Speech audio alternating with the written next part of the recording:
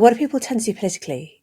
So if they become non-Christian, do they also become less socially conservative? Is that a kind of classic path for ex-Mormons? Oh, very much so.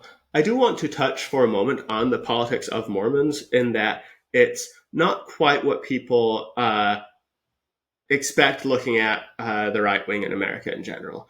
Mormons, obviously in 2016, about 22% of Utah voted for Evan McMullen, a third-party candidate who had no shot in the general election because they really loathed Trump in a lot of ways. And, another chunk voted for Democrats. But Utah is one of the most Republican states in the country, or was one of the most Republican states in the country. However, Utah's brand of Republicanism was very much that, Mitt Romney is sort of the exemplar of what a lot of Utah's and a lot of what the institutional LDS instinct towards politics is. It's a lot of, we want to be respectable. We want to build up institutions. We want to be clean, and we want to be loving, and we want to be this sort of compassionate, faith-driven, faith and family conservatism that is focused on institutional structure and focused on tradition and focused on all of these things. And so as the populist wing has swept the Republican Party, and as it's become much more burn it all down,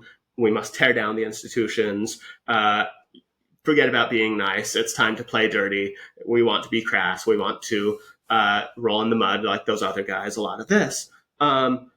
Mormonism really doesn't do well with that sort of thing. And so, there's a tension within Mormonism because some Mormons, naturally, as the Republican Party goes that way, and start leaning more into this anti-institutional stuff. But you still see the institutional Mormon church do things like, no, we really like refugees, we really like immigration, things like that. Or we support vaccines, everyone should get vaccinated.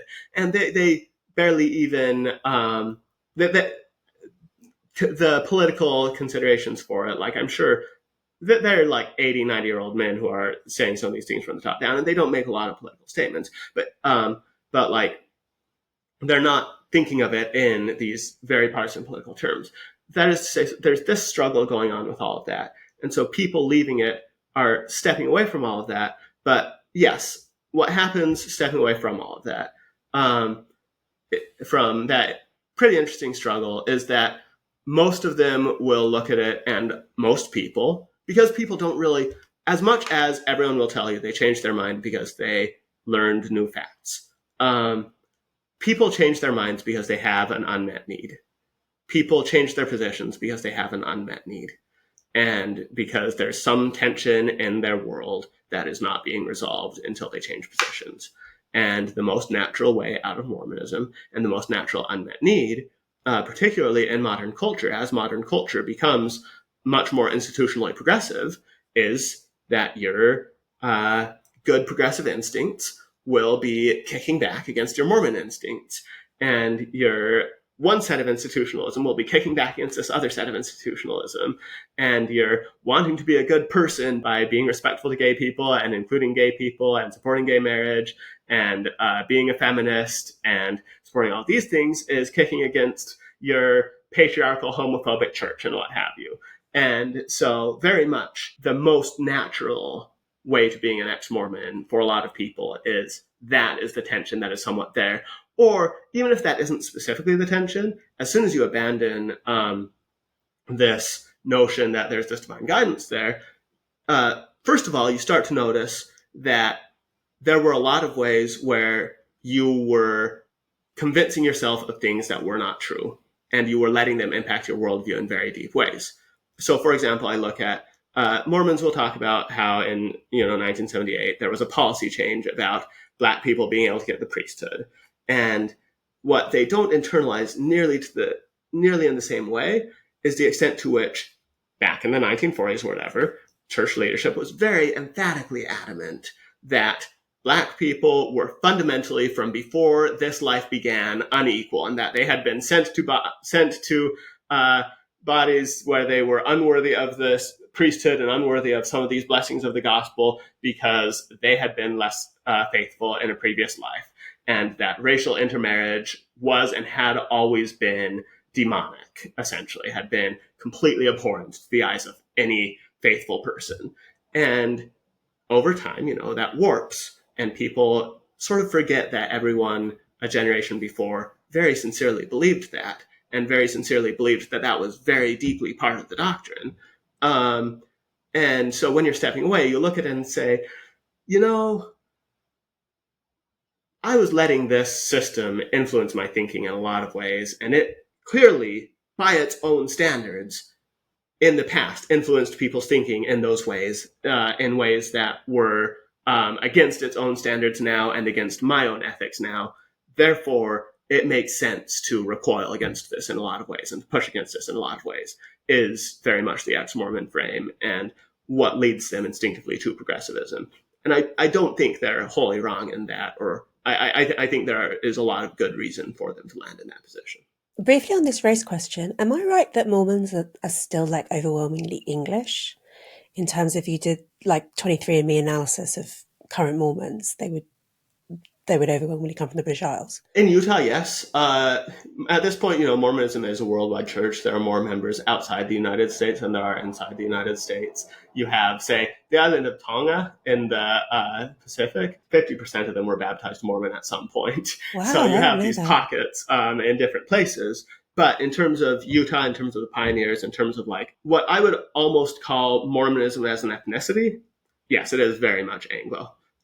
So yeah, my 23andMe, for example, my ancestry is primarily Britain and Wales, speck of Finland in there, speck of other Scandinavian countries, but very, very British. And that is, yeah, just what Mormon, central Utah Mormon DNA generally is. We're probably very distant cousins. I'm like Probably. 98% British Isles or something. So yeah. How has Mormonism spread so successfully? Is it partly, you mentioned the Mormon mission.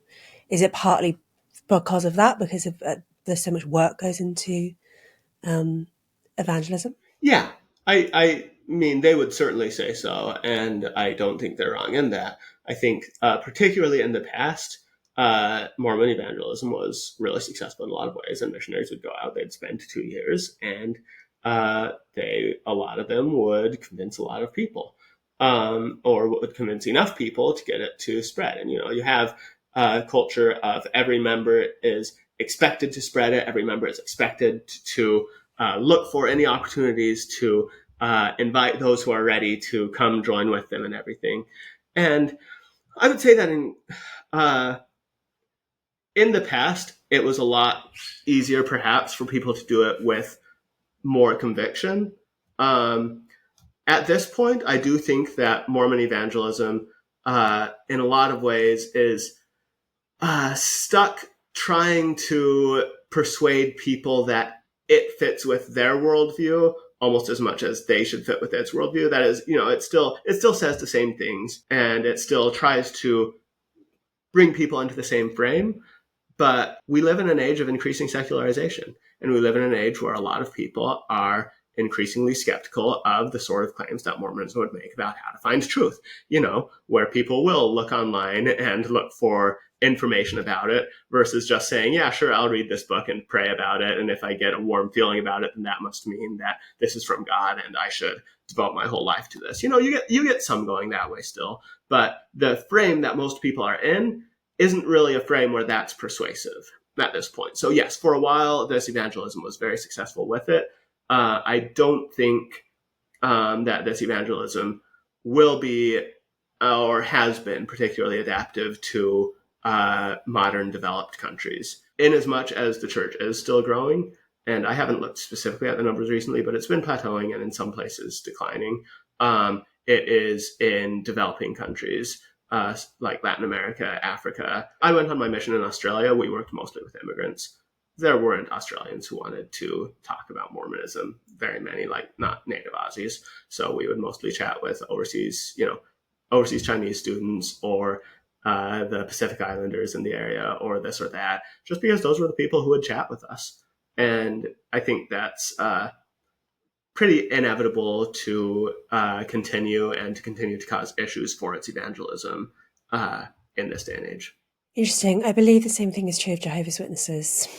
That they're, I mean, I'm kind of familiar with Jehovah's Witnesses in London, overwhelmingly non-white in terms of people who are drawn to it. Yeah, I think that it will be the case for any traditionally evangelical faith at this point.